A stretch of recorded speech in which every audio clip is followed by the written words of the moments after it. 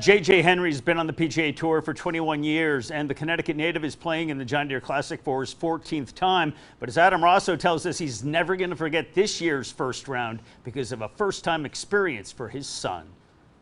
I think it's a great experience to kind of be out here now that he's old enough to see what Dad does. For a little over 5 hours on Thursday afternoon, J.J. Henry and his 14-year-old son Connor had some out-of-the-ordinary father-son time.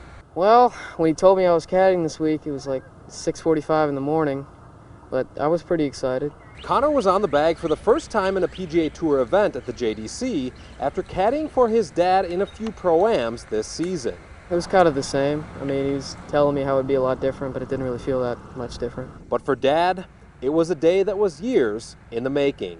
I was hoping one day that my son was old enough and more interested in golf to be able to come out and be inside the ropes and hang with Dad. J.J. Henry actually got into golf by caddying for his dad at amateur events when he was in high school.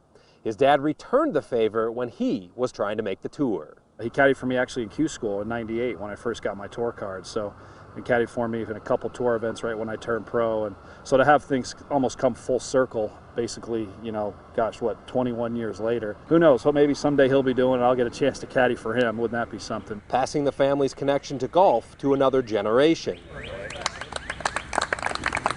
But for now, the Henrys' focus is on making the cut after a 2-under-par opening round. It's a great experience, and hopefully we'll continue to do well and play this weekend together and have a good time. Lasting memory for sure. And one that could cost Dad a little bit of dough when the week is done.